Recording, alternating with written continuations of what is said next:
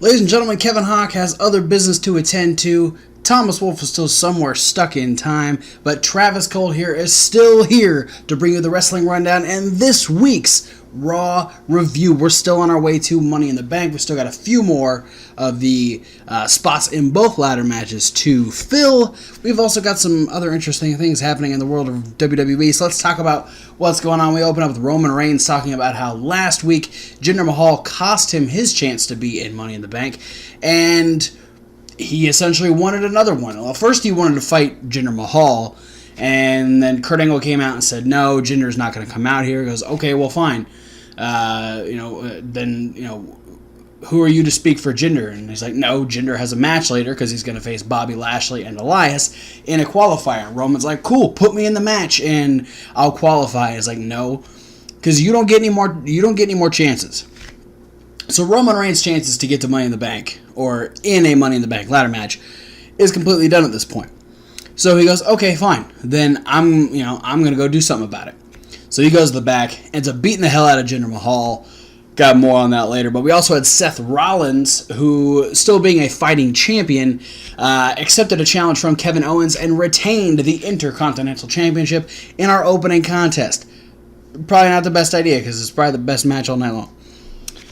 Speaking of title matches, Nia Jax, the Raw Women's Champion, challenged Ronda Rousey to a Raw Women's Championship match at Money in the Bank. Isn't it usually someone supposed to challenge the champion? Weird. We have the B Team. That is the new name of Bo Dallas and Curtis Axel. They wanted a tag team title shot, but Kurt's like, you guys haven't even won a match ever. So you guys need to prove yourself. He's like, all right, well, they say, okay, put us in a match. So they did, in fact, get a match. They got a match against Breezango, and they did, in fact, defeat Breezango. So technically, the B Team, they are undefeated. They had another message for the tag team champions. Will they get a shot? We'll have to wait and see. But we also had our first qualifier of the night, where Bobby Roode qualified over No Way Jose and Baron Corbin. He will now join the men's Money in the Bank. We had a women's six-woman tag match where Natty, Sasha, and Ember Moon defeated the Riot Squad. The Deleters of Worlds defeated the Revival with their new finisher. It's actually the same one they did last week. It's the double Sister Abigail sort of thing, called the Kiss of Deletion.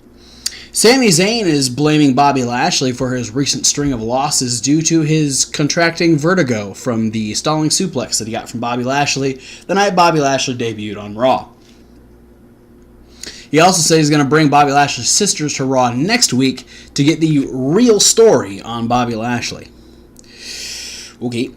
Alexa Bliss is the newest woman to qualify for Money in the Bank by defeating Bayley and Mickie James in a triple threat. Jinder Mahal was, he's trying to get the match postponed. He's like, I got attacked. I can't do anything.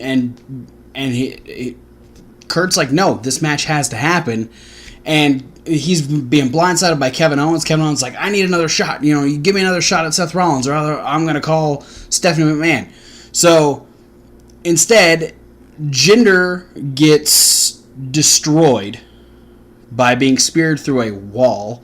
And Kevin Owens called in his favor. We'll talk about that in a second, because first, we had Drew McIntyre and Dolph Ziggler defeating Braun Strowman and Finn Balor in tag team action. Interesting way to go about this. Probably the most even comparison you could get between the two teams. But I think the biggest loser of this whole thing was the Greatest Royal Rumble trophy that got kicked over by Drew McIntyre. Very interested to see if maybe this was planned or what the fallout is from this, but you never know. So then in the main event, well, Kurt Angle was looking for a replacement for Jinder Mahal. Kevin Owens called in his favor, so Kevin Owens got put into the triple threat match, immediately interrupted Elias's performance. Bobby Lashley came out. Bobby Lashley was actually stopped by Sami Zayn during the match, allowing Kevin Owens to qualify for Money in the Bank. So in true Wrestling Rundown fashion, I'm going to tell you my like, my love, and my hate or dislike. My like, I could have gone two different ways with this, and so I decided to go with the positive. I liked the B Team versus Breezango.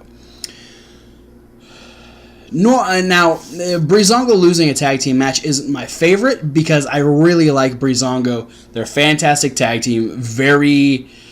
not only are they great characters, but they're great in-ring workers. So I could have easily said I hated this because why are we having Breezango lose to a team who has not won yet? On the other hand, I do like the team of Bo Dallas and Curtis Axel. And so to give them a win over a team that is already established is good for them. This loss doesn't necessarily hurt Breezango, but it does help. It does help keep Bo Dallas and Curtis Axel as a viable contender for the tag team titles. So, took the positive route. It is a good thing. It was a fun, quick little match. Both teams are very entertaining. Plus, the crowd got to Fandango. So, Breezango was definitely super over. But the B team, the crowd, they're in London. People in the UK love to chant. I love you guys over in the UK. I decided to go positive with this. So hopefully this doesn't come back and bite everyone in the ass. And it'll be interesting to see if they end up still becoming potential Woken Warriors if they do in fact face Bray Wyatt and Matt Hardy. My love is, of course, for the Intercontinental title because Seth Rollins is a fighting champion, him and Kevin Owens. I still feel like this was a terrible idea to put this match on first because I don't think any of the matches later on in the show even got up to the intensity that match has. That's got to be a midway through the show to ramp people up for the second half or the third hour or whatever of Raw. Opening contest is not a good idea. It's not a good idea to put Seth Rollins there. Doing the Falcon Arrow onto, yes, Kevin, the hardest part of the ring. The Falcon Arrow onto the apron, the dueling frog splashes. There was some fantastic stuff in this particular match. Two outstanding competitors. Seth Rollins killing it. Still don't know why they're calling him hot. It's weird to hear Michael Cole call Seth Rollins hot every single week. Anyway, Kevin Owens, Seth Rollins killing it right off the top of Monday Night Raw. My dislike... It's not even a dislike. I still don't care about Bobby Lashley. He didn't have to team with anybody. He was by himself. But I felt like maybe more of this match's story was about Kevin Owens getting an opportunity until the Sami Zayn bit. If Sami Zayn had been out there the whole time with Kevin Owens, constantly prodding at Bobby Lashley, it might have been a different story. I don't care. He's not special. He doesn't do anything that other big men don't do. Honestly, as far as big men go, I prefer Drew McIntyre and or Baron Corbin and mostly Braun Strowman over Bobby Lashley. Bobby Lashley does nothing for me. He hasn't done anything for me in years. I don't care. Hopefully he picks up some traction with the storyline with Sami Zayn, but he's just not doing anything for me. I will give a bonus like/love for Kevin Hawk, who was not here because neither Titus nor Mojo Rawley were on Monday Night Raw. So that is awesome. Ladies had some good representation tonight. Not the best like usual. And I'm a little weirded out by how awkward the challenge between Nia and Ronda was. I feel like this is potentially shooting both women in the foot, just because this is only going to be Nia's second title defense, and it's only going to be Ronda's second pay-per-view match, and it's already the two biggest forces on Monday Night Raw going at it for the championship. I feel like it's too soon. Hopefully they have something planned to really screw it over. I don't know. The fact that it is at Money in the Bank, whoever wins, if it is someone from Raw, they could immediately cash in on whoever wins, start something like that. I don't know. It'll be interesting to see. I know there's NXT TakeOver the night before, and the other 2 horsewomen have been signed, so if we have both set of horsewomen there, we might start something there, even though Charlotte was a part of the challenging, which was kind of weird. So, yeah, I don't really know how this is going to go. I'm hoping for the best for both of these ladies. Hoping the match is great, but we still got like 5 weeks until Money in the Bank, so nice long build.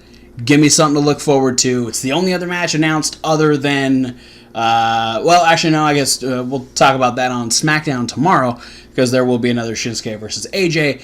But regardless, that is it for the Raw review. Thank you for watching, guys. Don't forget to like, comment, subscribe. Click all the links down below to send to all of our social medias. You can follow us in any way, shape, or form. You can check out the podcast where you get this review and all of our regular reviews in podcast form. We also want you to check out Reasonable Wrestling Fans. Yes, that is reasonable with a W, like wrestling, where you get the list with Kevin Hawk. You get Question of the Week with Thomas Wolfe. There won't be an episode this week. He's still lost in time somewhere. Time. Strange. But there is a couple of episodes of that. You can check out our unboxing videos, our punishment videos, and other videos that are loosely based around wrestling. But for now, guys, thanks for watching, and we'll see you, or I'll see you. Yep, I'll see you at whatever video you decide to watch next. And yes, despite them not being on, there's still a reason to say fuck Modus.